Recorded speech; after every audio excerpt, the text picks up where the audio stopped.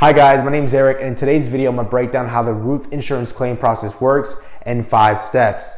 Now I'm going to keep it very simple and very basic for the average homeowner to understand how this process works, all the way from the beginning when you notice you have any hail damage or wind damage to the end whenever you have a new roof on your home.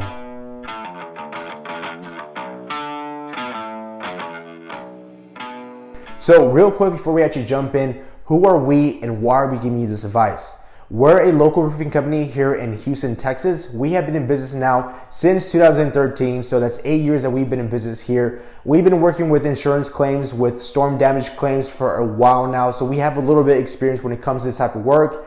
And we understand as a homeowner, if you've never had this happen to you before, you might be confused. You might be wondering what's going on. Is there hail damage? Do I have storm damage? Why are these roofers coming at my door? Why are they knocking? What's a contingency agreement? Why am I calling my insurance? You know, all these basic questions. So we're going to make a very short video to help explain everything, and hopefully you can understand what's going on.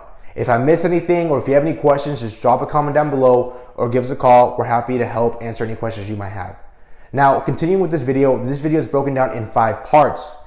The first part is what we call the notice stage. This is the very simple, straightforward stage. This is whenever you notice you have any storm, hail, wind damage on your roof. Maybe it was hailing last night and you have dents on your car. Maybe you see the hail, or maybe there's a big hurricane coming in, any storm damage, or maybe just high winds, your shingles flew off. Whatever the case may be, you notice that you have any storm damage available. Whenever this happens, we recommend to go ahead and take pictures, document anything that you can. If there's shingles on your ground, if there's shingles that's been flown off, or if you see the hail, go ahead and record this so you can have some documentation of what's happening.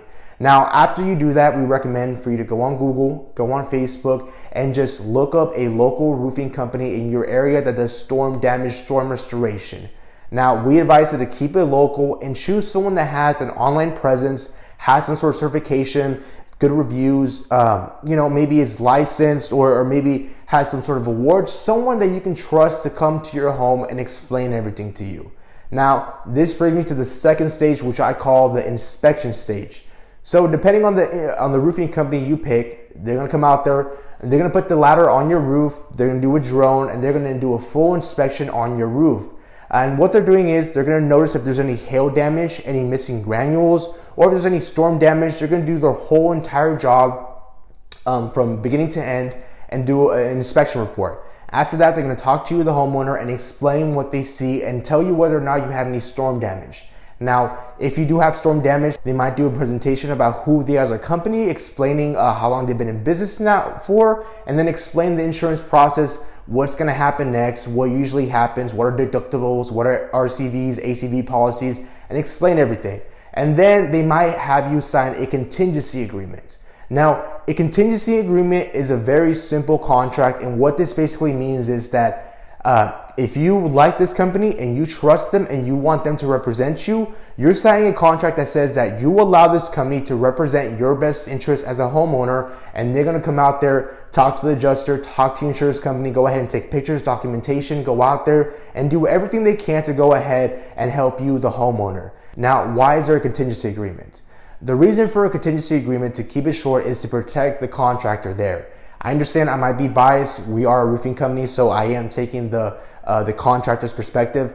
But you have to understand, if that roofing company is going out there, putting their resources, their time, their money, they're paying for the Eagle View, they're spending their time doing the whole Xactimate, maybe talking to the insurance company, going back and forth, doing all this stuff. It's just there to protect them and to make sure that they're not getting ripped off, or the homeowner is not going to go ahead and say, oh, screw you, I'm going to choose someone else that's going to help me with my deductible, even though that's illegal, and you don't get burned on the back end. It's happened to us before. Whenever we go out there and we help a homeowner and we do our best, we spend money on this project, we're talking to the insurance company, we're taking the pictures, we're doing the hard work, and they get approved. What happens? They don't give us a call, they hire someone else that's cheaper, and they do some sort of illegal transaction that's going on, which I'll explain in a bit. That's why it's there. It's simply there to go ahead and protect the contractor. Now, step number 3, which is the insurance claim. So if you're happy with your roofing contractor and you go ahead and sign the contingency agreement, what they're going to tell you is go ahead and call your insurance company. Call them, have them send out an adjuster, schedule a time for them to come out there. And whenever they give you a time and a date, go ahead and make sure you communicate with your roofing contractor and have them come out there as well. The reason why is an insurance adjuster, their job is to go ahead and do an inspection report. They're going to come out there to your roof. They're going to do a pull test. They're going to check if there's any hail damage, wind damage. They're going to write stuff up with chalk, do a full report, and the roofing contractor is there to help them. Because sometimes an adjuster can be maybe 1 year into the job, 2 years into the job, and they're great people. But if you have a roofing contractor that's been doing this for 5, 7, 10 years, who've installed shingles, who've seen everything from small repairs to full replacements, that contractor is going to have a little more expertise and knowledge to help that adjuster. So they're there to help their job, make it a little easier, point out that areas are damaged, set up the ladder, explain to them why they think it's like this, explain to them if there's 2 layers, different things that the adjuster might not see, or it just may not be there due to the lack of experience. Now, if your insurance claim does get approved, what's going to happen is step number 4, which is they're going to send you a scope of work. Now, they're going to say something like this. What the insurance company does is the insurance company writes up a report using a program named Xactimate. Xactimate's an online program used by most insurance companies, and what this basically does is an Xactimate has the prices for everything from bundles of shingle to drip edge to the flashing to the chimney caps. Everything that may be wrong with your roof, they have it itemized and what the price is. So they're going to send you a full report explaining what they found, explaining the cost of a roof replacement, and then explaining your policy. And then they're going to have an itemized list of everything that they found and what they're replacing. Now, based on this, you're going to either have an ACV policy or an RCV policy.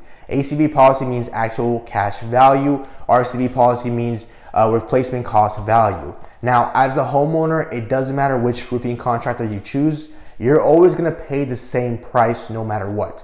You're going to pay the deductible, and if you have an ACV, the depreciation, but if you have an RCV, only the deductible.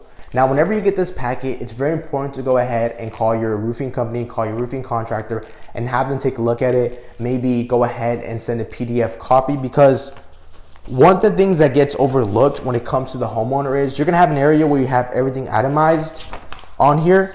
But if your insurance company, for whatever reason, forgot to put an item, then your home is not going to have it included. The insurance company is basically telling the roofer what's going to happen, what they're changing, what they're putting on there. This is like a work order for that roofing company. So the contractor just wants to make sure everything looks good and it's up to code, and you, the homeowner, are getting everything you deserve. Now, if you're happy and everything looks great, or they talk to the insurance company, they go ahead and get that solved. What's going to happen next is going to be step number 5, which step number 5 is going to be the roof replacement stage. Now, what's going to happen is your insurance company is going to send you out a first check, and that's going to be used as a deposit. And your roofing contractor is going to go ahead and schedule a time for the material to be delivered, as well talk to the crews, make sure everyone's ordered, and set a time for the job to get done. Now, on the day of the job, they're going to have the material there, they're going to have the crews, and then go ahead and start on your roof. And that first check you're going to give to your contractor as a deposit. Now, upon completion of the job and upon your satisfaction as a homeowner, after the final walkthrough, they check everything is done perfectly, there's no trash, everything's up to code, it's professional, it's quality check, it's perfect. Then they're going to take pictures and they're going to send that last invoice to your insurance company. And their insurance companies might ask for other documents, such as proof of payment of deductible or an itemized invoice. Whatever it is, your contractor is going to communicate with them and send whatever they need. Now, whenever your insurance company is happy with everything, they're going to release the last check and they're going to send it to you, which you're going to give to your contractor. And then that's it. There we go. We're done. And that's how the whole entire process works from the beginning to the end. I'm sure I missed some things, or maybe I lost you somewhere. Again, if you have any questions, drop a comment down below. This can be very confusing, or you might be wondering, what does ACV mean? What does he mean by this? Whatever it is, I understand this whole process can be very confusing for a homeowner if they've never done it before. It's very common. You're not alone. Go ahead and drop a comment down below or give us a call. Our number is 832-458-1602. We're located here in the Houston area, so if you have any storm damage or have any questions, give us a call. We're happy to help you.